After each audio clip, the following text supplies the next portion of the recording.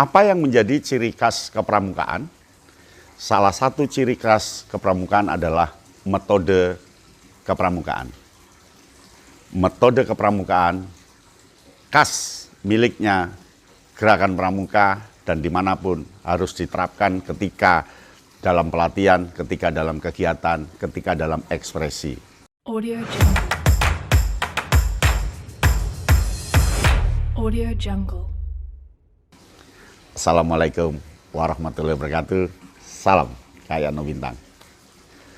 Kali ini Kak Yatno Bintang akan mengupas metode kepramukaan. Mengapa harus mengupas metode kepramukaan? Karena banyak pembina, banyak peserta didik, banyak orang tua, banyak orang-orang yang terlibat di kepramukaan tidak paham tentang metode kepramukaan secara lengkap. Metode kepramukaan itu ada 8 dan itu tertera di Undang-Undang Gerakan Pramuka, tertera di ADART. Ada 8. Kalau diringkas itu yang pertama metode alam terbuka. Nature, alam terbuka. Alam terbuka di sini adalah sebagai pilar yang terkait dengan lokus, dengan tempat, dengan situasi, dan dengan sumber belajar. Jadi sumber belajarnya seorang pramuka adalah alam terbuka. Tempat kegiatan seorang pramuka adalah alam terbuka. Strategi mengembangkan diri adalah alam terbuka. Medium gesek kemampuan diri, alam terbuka. Alam terbuka itu hutan, gunung, sungai, ladang, sawah, laut, halaman, lapangan, semuanya kategori alam terbuka. Di sana bisa sebagai tempat, sebagai sumber belajar, sebagai media untuk pengembangan diri. Jadi alam terbuka menjadi salah satu metode kepramukaan. Alam terbuka. Kalau di dalam kelas bagaimana Kak Yatno? Di dalam kelas nggak disebut alam terbuka. Maka latihan kepramukaan harus tidak di dalam kelas, hindari kelas. Karena apa? Gerakan pramuka itu di luar rumah dan di luar sekolah, berarti ada di masyarakat. Itulah yang dimaksud dengan alam terbuka, sebagai tempat, sebagai sumber belajar, dan sebagai media untuk pengembangan diri anak pramuka. Yang kedua, itu adalah learning by doing, belajar sambil melakukan.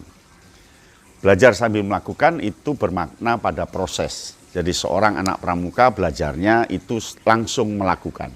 Ketika nali dia tidak belajar tali adalah duduk diam mendengarkan, enggak, tapi langsung praktek. Praktek tali temali. Nah dari praktek itulah terbetik, tersimpan belajar yang luar biasa. Di situ ada ketekunan, ada ketelitian, dan seterusnya. Jadi learning by doing atau belajar sambil melakukan itu metode yang harus dilakukan pramuka. Pramuka pandai karena dia melakukan. Pramuka pandai karena dia mempraktekkan. Pramuka pandai karena dia betul-betul menjalani. Apa learning by doing itu? Banyak penjelajahan, berkemah, baris-baris, pentas, baca puisi, kemudian bercerita, mengangkat barang, dan seterusnya.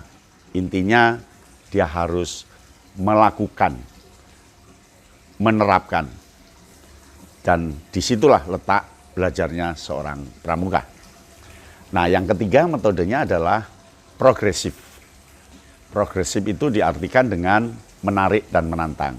Metode kepramukaan yang ketiga, dia harus metodenya progresif.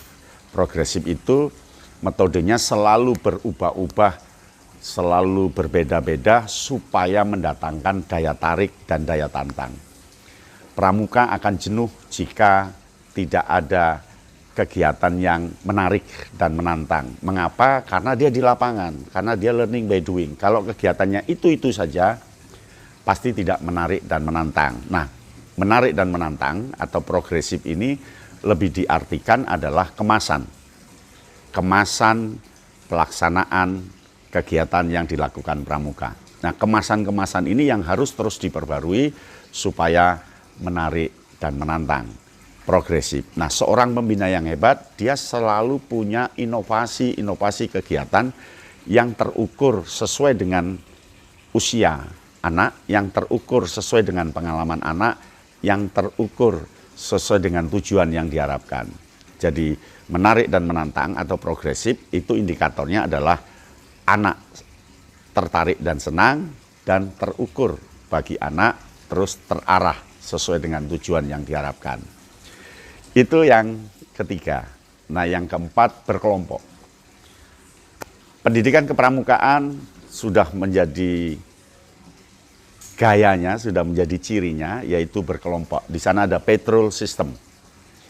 Berkelompok ini untuk memudahkan pengelolaan latihan.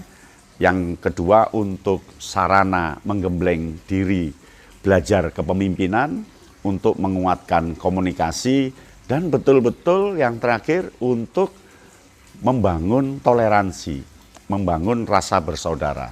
Persaudaraan di Gerakan Pramuka dibentuk dengan metode berkelompok.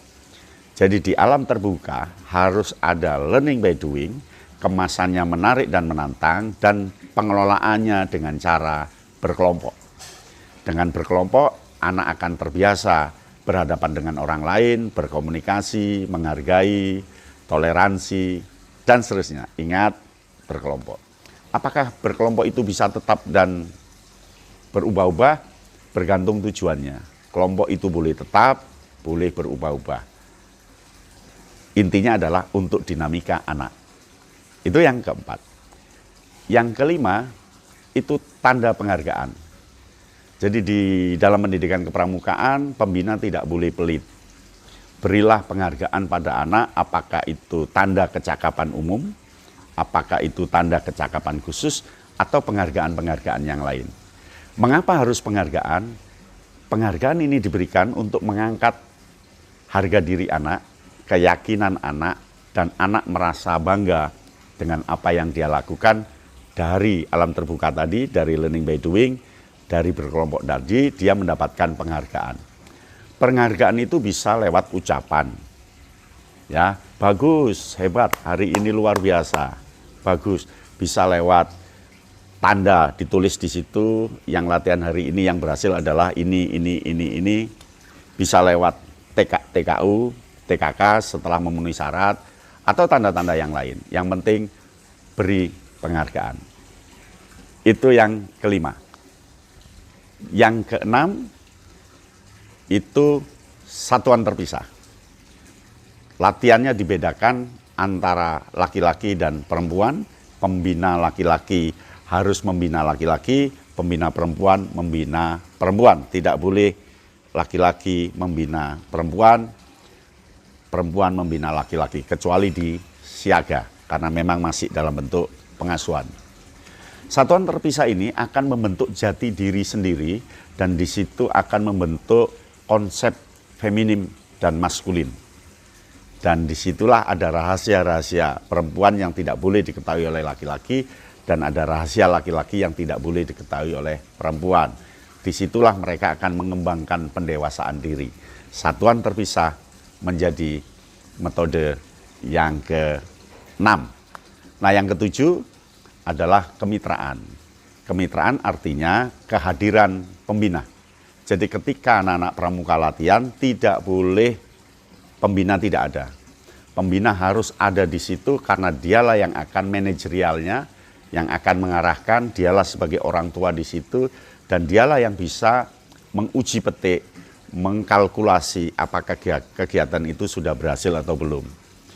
Maka pembina yang hebat, dia selalu berada di tengah adik-adik untuk memotivasi, untuk mendorong, untuk menguatkan, dan untuk menjamin keberhasilan anak-anak. Maka pembina harus berada di lokasi. Yang ke-7 itu adalah kemitraan. Kemitraan adalah keterlibatan orang dewasa dalam latihan pramuka, tentu orang dewasa yang punya sertifikat, lisensi, yaitu KMD atau KML. Yang paling bagus harus sempurna, yaitu KML. Dia punya ijazah kursus mahir lanjutan. Nah, yang terakhir, Semua metode itu harus di bawah bingkai, di dalam bingkai kode kehormatan. Yang kedelapan, kode kehormatan. Jadi ketika di alam terbuka, ketika learning by doing, ketika dikemas, semuanya mengacu pada Satya Pramuka dan Dharma Pramuka. Dari takwa pada Tuhan Yang Maha Esa, cinta alam dan kasih sayang sesama manusia, sampai pada yang kedelapan, disiplin, berani, dan setia, bertanggung jawab dan dapat dipercaya, suci dalam pikiran, perkataan, dan perbuatan. Itu yang membingkai menjadi fungsi norma, fungsi ikatan, fungsi yang harus dilakukan dalam latihan kepramukaan. Nah, 8 ini yang harus wajib ada, tidak boleh muncul salah satunya, tetapi 8-8-nya harus muncul. 8-8-nya harus muncul dalam latihan kepramukaan. Ya, yang pertama alam terbuka, yang kedua belajar sambil melakukan, yang ketiga progresif atau menarik dan menantang, yang keempat berkelompok, yang kelima tanda penghargaan, yang keenam keterlibatan orang dewasa atau kemitraan, yang ketujuh itu adalah satuan terpisah. Nah, yang kedelapan tentu kode kehormatan. Di balik-balik menghafalkannya tidak apa-apa. Di balik-balik mana yang lebih dulu untuk menyampaikan tidak apa-apa. Tapi yang penting kedelapan itu hadir secara simultan, secara sinergis, saling mendukung, saling membantu. Demikian metode kepramukaan, Anda pasti bisa. Sampai di sini, salam Kak Yatno Bintang. Audio Jungle. Audio Jungle.